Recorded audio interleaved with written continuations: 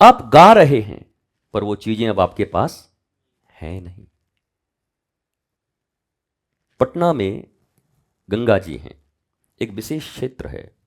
वहां पर जब अभी शोध किया गया तो उस तट पे रहने वाले हजारों लोगों को कैंसर पाया गया। बाद में पता चला गंगा जी इतनी दूषित थी, प्रदूषित थी कि जाने अनजाने वो पानी पी लेते, निकाल लेते, कर लेते, उससे उनको कैंसर हुआ। कठिन, कमाल की बात है। जो गंगा मोक्षदायिनी है, गंगा जी में पर्वतों से चली आ रही जड़ी बूटियां मिली हुई, कोई गंगा जल मात्र पी ले तो महाराज उसका जीवन शुद्ध हो जाए। पर अब गंगा जल जो महापुरुष पीते भी हैं, वृंदावन में भी बहुत सारे महापुरुष पीते हैं गंगा जल, पर उनका भी गंगोत्री से आता है, गोमुख से। वहां से जल आता है, उसको रखे रहते हैं, वो पीते हैं। ये वाराणसी का जल नहीं पीते, वो प्रयागराज का जल नहीं पीते, वो वहां का जल पीते हैं। आप जरा सोचिए, अगर विकसित हैं हम, अगर हम विकास कर रहे हैं, तो जो जल ही जीवन है हम कहते हैं, क्या कहते हैं, जल ही, उसको हमने प्रदूषित कर दिया। बताओ, इस पीढ़ी से नालायक पीढ़ी कभी भारतवर्ष में आई होगी? और हम अपने आप को विकसित भारत कह रहे हैं, विकसित दुनिया कह रहे हैं, ट्रिलियन बिलियन इकोनॉमी, सब ठीक है, मैं किसी सरकार का निंदा नहीं कर रहा, सबकी हालत यही है। कहां शुद्ध हुआ? क्यों मनुष्यता गिर रही है? हमें संस्कारों पर ज्यादा ध्यान देना चाहिए। ये कोई सरकार गंगा जी को साफ नहीं कर सकती, याद रख लेना। समाज अगर खड़ा नहीं हुआ, व्यक्ति खड़े नहीं हुए, हमारे हृदय में यह दर्द न हुआ कि मेरी गंगा मां है, ये आने वाली हमारी पीढ़ियों के लिए यही जल देंगी, तब हमें जीवन मिलेगा। जब तक हम खड़े नहीं, जब तक हम वृंदावन के लोग खड़े नहीं होते, हम ब्रजवासी लोग खड़े नहीं होते, वृंदावन में रहने वाले लोग दिल्ली से लेकर के यहां तक वो खड़े नहीं होते कि हमें यमुना मैया की शुद्धि चाहिए, तब तक क्या कोई सरकार यमुना जी की शुद्धि कर लेगी क्या? परियोजना बनने से कोई गंगा जी शुद्ध हो जाएंगी क्या? जितना शुद्ध करोगे उससे ज्यादा अशुद्ध होते जा रहा है, और अशुद्धि के पैमाने ज्यादा हैं और शुद्धि के काम कम हैं। अच्छा, शुद्धि करने वाला भी कौन है? हम ही तुम तो हैं। गंगा की शुद्धि का जिम्मा तुमको मिला, बोला भैया 1 किलोमीटर शुद्धि तुमको करना है। कितना? बोला आपका बजट है 50 लाख का, 50 लाख मिला, अब तुम लगा दोगे क्या सब 50 लाख? अरे ठेकेदार लोग लगा देंगे, उसमें कुछ अधिकारी भी खाएंगे, कुछ गांव के गुंडे भी आएंगे, 1% इधर भी ला, और जो बना रहे हैं कुछ उनको भी तो चाहिए। तो गंगा जी कैसे साफ होंगी? कौन करेगा? कहां से यमुना जी साफ होंगी? कैसे उनकी शुद्धि होगी? कोई नदी, कोई पर्वत, कोई वायु शुद्ध नहीं हो सकती। अगर इस संसार में कोई चीज शुद्ध हो सकता है तो फिर कहता हूं मनुष्य की बुद्धि शुद्ध हो सकती है, और उसी शुद्ध बुद्धि से फिर संसार शुद्ध हो सकता है। उसके बिना कोई उपाय नहीं। और बुद्धि शुद्ध करने का उपाय रामचरितमानस कहता है, बिनु सत्संग विवेक न होई, राम कृपा बिनु सुलभ न सोई। अर्थात नित्य निरंतर सत्संग की धारा बहती रहे। सत्संग की धारा कैसी हो? छोटे छोटे बच्चे हों, आपके घर में बच्चे जन्म लेते हैं, बच्चे तो बहुत मासूम हैं, छोटे, उनको क्या पता है? उनको प्रारंभ से ही जैसे चॉकलेट के प्रति उनके मन में भाव आ जाता है, टॉफी टॉफी, ये इतना बदमाश है ना गुरुजी, टॉफी दिखाइएगा दौड़ जाएगा। किसने लोभ पैदा किया है उसके भीतर, बताओ? वो तो बहुत निश्चल आया था ना, उसके भीतर कोई दाग तो नहीं था, बेदाग बच्चा आया था। स्लेट तो कोरा था, कागज तो कोरा था, लिखने वाला कौन था? टॉफी। मोमोज लिखने वाला कौन था? ये मैदे की सड़ी क्या नाम उसका, पिज्जा, ये लिखने वाला कौन था? ये आंतों को खराब कर रहे हैं। आपको पता नहीं कि ये बच्चे जो बड़े हो रहे हैं इनकी मैक्सिमम आयु 45-50 साल तक रह जाएगी, ये 80-90 साल के नहीं हो पाएंगे। जो हमने कभी 100 साल के अपने दादाजी देखे, 115 साल की, बोला ए गांव में हमारी जो नानी है ना तो 115 साल की, 50 45 60, 60 तो बहुत है, कितना किडनी फिडनी सब मामला इतने में खत्म। ये कौन कर रहा है? ये अंधकार क्यों है? क्यों नहीं देख पा रहे? ये ममता हमें मार रही है। हमारी ममता ज्ञान आधारित हो तो हमें तार सकती है, हमारी ममता अज्ञानता आधारित है। कहते हैं मां ममता की खान होती है, कौन उसको इग्नोर कर सकता है? जो कहेगा वो मूर्ख होगा इस दुनिया में। पर मां अगर ज्ञान समन्वित न हो तो ममता बच्चे को मार भी सकती है, मां की ममता भी मार सकती है। रावण की मम्मी की ममता ने रावण को मार दिया, आप जानते हैं? रावण की मां की ममता ने रावण को मार दिया। और दुर्योधन का भी आप देखो, हाँ वो जो आंख बांध के गांधारी हैं, सही समय पर सही एक्शन नहीं ले पा रही हैं। वो आंख खोल करके बोलता, अच्छा तेरे पिता तो उनकी आंखें नहीं हैं, तो क्या सोचता मेरे पास भी आंख नहीं है? पकड़ के कान तड़ तड़ तड़ तड़, 4 सुट्टा में तो बेटा ऐसे ही ठीक हो जाए बचपन से। तो उन्होंने भी पट्टी बांध ली और कहा जो करना है कर, मैं क्या करूं, छोड़ दिया।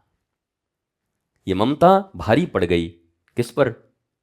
99 पुत्रों और एक दुस्सला, सब पर भारी पड़ गई। 100 के 100 बर्बाद हो गए, पूरी कौरव सेना बर्बाद हो गई, सब समाप्त हो गया।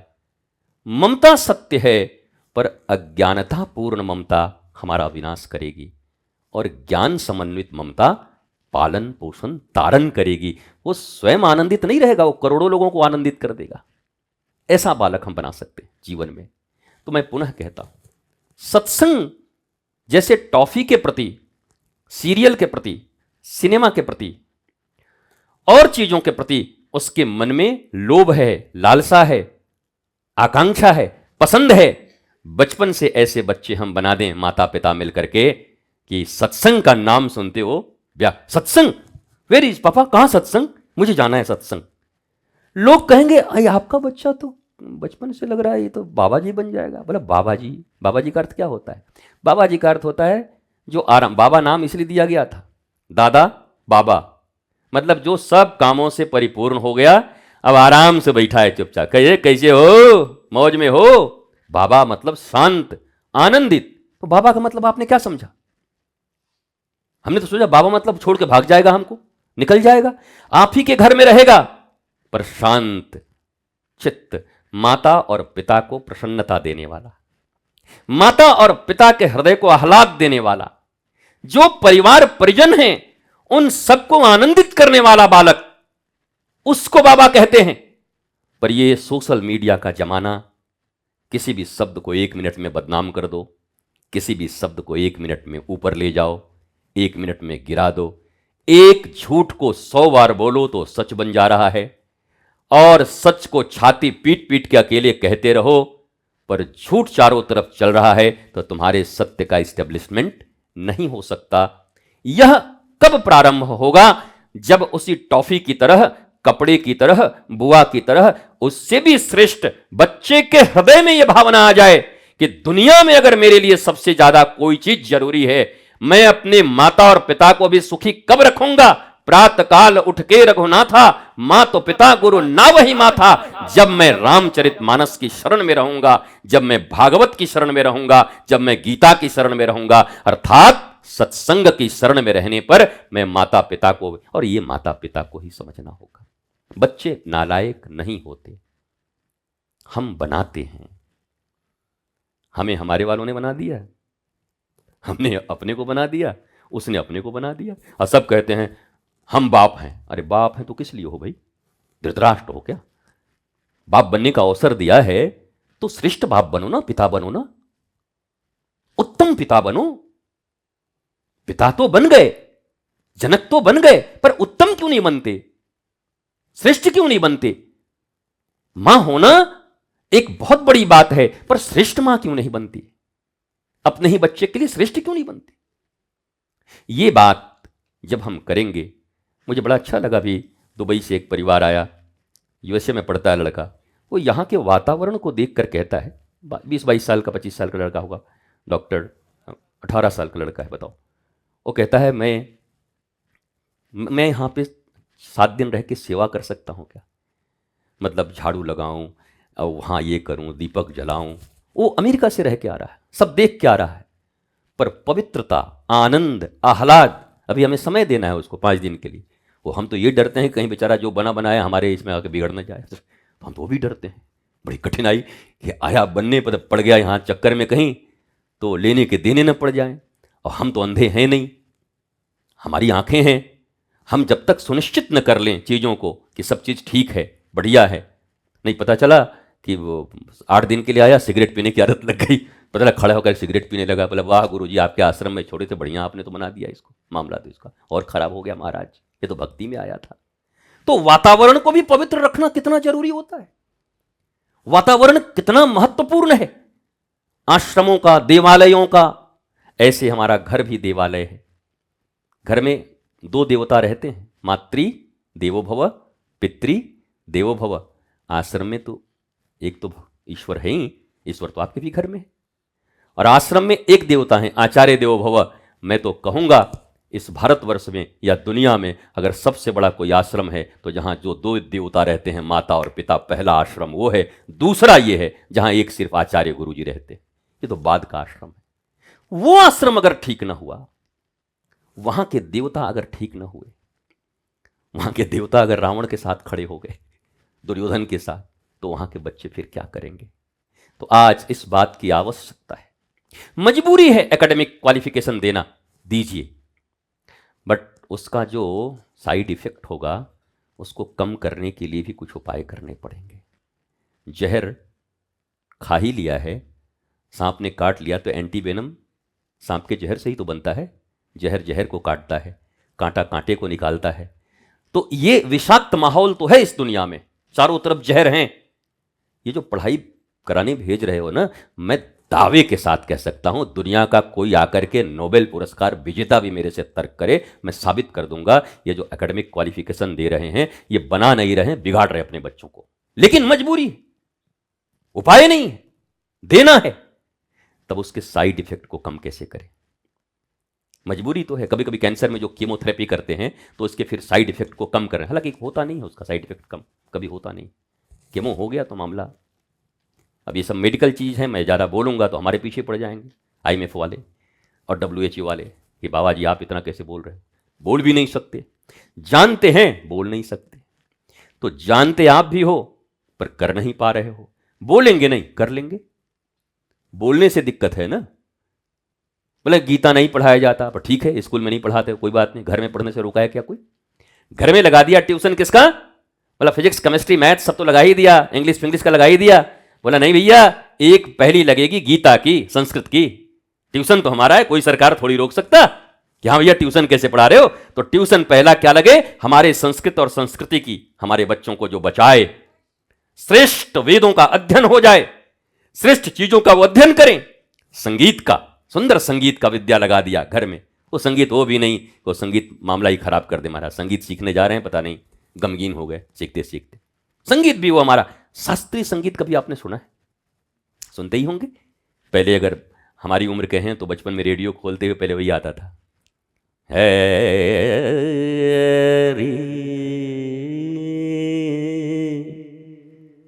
मोहन। आप कभी सुनो आंखें बंद करके, कैसा अच्छा लगे। पर बाद में फिल्मों ने इसको क्या बना दिया? जोकर बना दिया। हमारे संगीत संगीत से निकले हुए चीजों को क्या बना दिया? जोकर की तरह। जो है एक चतुर नार करके सिंगार हंसत जा, जोकर बना दिया। किशोर कुमार नहीं, ऐसे बना करके उसको, मतलब वो एक अच्छे सेंस में नहीं रहा। जबकि आप जितने भी पुराने चीजें सुनो, भगवान राधा कृष्ण का सुनो, एक बड़ी प्यारी चीज है यशोदा तेरो लाल करके, बड़ी प्राचीन। अब जितने भी सुनो, आपके हृदय पर असर होगा, मस्तिष्क पर असर होगा, टेंशन दूर होंगे, डिप्रेशन दूर होंगे, बड़ी शांति मिलेगी। जैसे कहते हैं ना अनुलोम विलोम, कभी शास्त्रीय संगीत भी सुन के देखो, कैसा मन करता है। हम क्या सुनने, ऐसे ही मन अशांत है, ऊपर से इतनी म्यूजिक, जागरण भी ऐसा हो रहा है, लग रहा है कान फाड़ देंगे, जिंदगी समाप्त हो जाएगी। जागरण भी ऐसी हो, तो देवी मां का याद आ जाए जागरण में। और जागरण में क्या याद आ रहा है? क्या कर रहे हो भाई, ये कैसा जागरण है? अरे मैया की याद आ जाए ना, मां शेरों वाली है तो उनकी याद आ जाए कि मेरी मां है, काली मां हमारी मां है, दुर्गा दुर्गति नाशनी याद आ जाए, तो बस शरीर नाच रहे हैं अमर्यादित तरीके से, भांगड़े हो रहे हैं ये। और भांगड़ा करे पंजाबी लोग नाराज ना हो जाए, भांगड़ा तो बहुत अच्छी चीज है हमारा। और डांडिया, और गुजराती ने नाराज हो जाए, हमारे डांडिया भी अच्छी चीज है, हम किसको बुरा बोले। पर क्या आप संतुष्ट हैं इन सब चीजों से? आप ही के बच्चे जब वहां जाते हैं और उस कल्चर को प्राप्त करके आते हैं तो आपको अच्छा लगता है? नहीं लगेगा। वो चिड़चिड़े बनते जाते हैं। मम्मी तुम बहुत बहस करती हो, बड़बड़ बड़बड़ हर समय। पापा आपको कुछ समझ नहीं आता, आप लोग ओल्ड मॉडल हैं, हमारे एज के अनुसार सोचते नहीं। अरे इतना ओल्ड मॉडल हो गए, हम समझ ही नहीं पा रहे। तुम्हें को जन्म दिया, हम समझ ही नहीं पा रहे। हम इस दुनिया में नहीं रहते, हम एडवांस हैं, हम भी समझते हैं। पर आप जिसको केवल एडवांस होना समझ रहे हो, आपके कदम लड़खड़ा रहे हैं, आप गलत पथ पर जा रहे हैं। ये डिप्रेशन, ये जितनी तकलीफें होंगी, उसके लिए जितने पैसे हमने जमा कराए हैं हमको खर्च करने पड़ेंगे तुम्हारे लिए। तुम तो पागल हो के आ जाओगे। औलाद हो पागल हो क्या गया, अब इलाज कौन कराएगा? बोला जीवन भर ये जमा करेगा, ये कराएगा, और सुनता है नहीं ये कुछ। तो संस्कृति बड़ी जरूरी है, संस्कार बड़ी जरूरी है। संस्कार के प्रति थोड़ी सी दृढ़ता लाइए, थोड़ी सी दृढ़ता लाइए घरों में। बेटा हाँ, और बोलना भी क्या है, वो तो इतना छोटा था तभी से करो ना, आकर के प्रणाम करो। मैं अब आजकल रील्स देखता हूं, मैं हैरान हूं यार, कुत्ता प्रणाम कर रहा है भगवान को, ऐसे पूछ करके, डॉगी प्रणाम। अब बच्चा वो बगल में बैठा हुआ, ए तू उठ, जाओ ना मम्मा। हम कि हे भगवान, भगवान भी सोच रहे हैं कि ये कुत्ता है कि ये इंसान है, किसको हमने बनाया। ये रील्स ना होते तो हम समझ नहीं पाते। अब लेकिन थोड़ा तो खतरा है, एआई का जमाना है, ससुरे बेकार भी बना देते हैं, फ्रॉड भी बनाते रहे। लेकिन जब तक एआई नहीं आया था तब तक मैंने देखा कई कुत्ते ऐसे हो गए जो झाल बजा रहे हैं, ऐसे लेकर भजन करते देखा मैंने, ऐसे बैठे हरे कृष्णा, हमके वाह भैया बहुत जोरदार है। अब बेटा बगल में बाहर, कुत्ता भजन कर रहा है, बेटा सिगरेट पी रहा है। अब तय ये करो कि कुत्ता कौन बेटा कौन, वफादार कौन होगा बताओ? कुछ खबर नहीं है। तो अपनी संतानों को, और आदमी लोगों के बेटे बेटी तो आजकल सुनते नहीं है, तो कुत्ता पाल के कुत्ते को सब सिखा रहे हैं, चल प्रणाम कर। कुछ सुनता नहीं है, मम्मी की बात नहीं सुनता, मम्मा की। हम कि हे भगवान, मम्मा अपना वाला साथ नहीं दे रहा है, जर्मन शेफर्ड ले आए मम्मा कहवाने के लिए, उस पर जोर कर रहे हैं, कुत्तों पर। तुम देखो तो रील्स, मम्मा की बात सुनो, और वो अपना वाला तो चला गया दिल तोड़ के, अब इसका मम्मा बन रही है ये। अपना जब मम्मा बनने का मौका तब क्यों नहीं बनी थी, तब क्यों छोड़ दिया उसको? बेटे को कुत्ता बना दिया, कुत्ते को बेटा बना रहे हैं, कमाल है। संतानों को कुत्ता बना दिया, कुत्ते को संतान बना रहे हैं। दया करना बुरी बात नहीं है, उनके साथ अच्छा व्यवहार करना बुरी बात नहीं है, पर तुम जो जानवरों के ऊपर दयालु बने हुए हो और अपने संतानों को जानवर बनाकर बैठे हो, संतान जानवर बना दिए और जानवरों से प्रेम दिखा रहे हो, ये कौन सी इंसानियत है? ये कौन सा धर्म है? ये कौन सी मानवता है? तुम्हारे संसर्ग में जो लोग हैं उनको इंसान बनाओ, उनको मानव बनाओ। कुत्तों को बनाना आसान है, ट्रेनिंग जो दोगे वही करेंगे। शेर तक को आप बना सकते हो, सर्कस में शेर को देखते ही हैं, आग में कूदता है, वो साइकिल चलाएगा, भालू ये करेगा। अरे तो अपने बेटे को बनाओ ना, बेटी को बनाओ ना, पति पत्नी एक दूसरे को बनाओ, परिवार एक दूसरे को बनाओ। मनुष्य की योनि में तो तुम आए थे, तुम तो पशु नहीं थे, तुम सीख सकते थे, तुम ऊंचाई पर जा सकते थे, तुम करोड़ों लोगों के तारनहार बन सकते थे, पर खुद को नहीं तार पाए। मनुष्य बनकर आए थे, करोड़ों को तार सकते थे, खुद ही को नहीं तार पाए। इसलिए सत्संग की आवश्यकता है। कभी कभी आप बैठते हैं, हमने आज नियम बनाया कि हम 30 से 40 मिनट सत्संग करेंगे, मैक्सिमम 30 मिनट। पर वो कहते हैं ना, दिल जला जब कोई बोलने लगता है, दिल जला है भीतर से,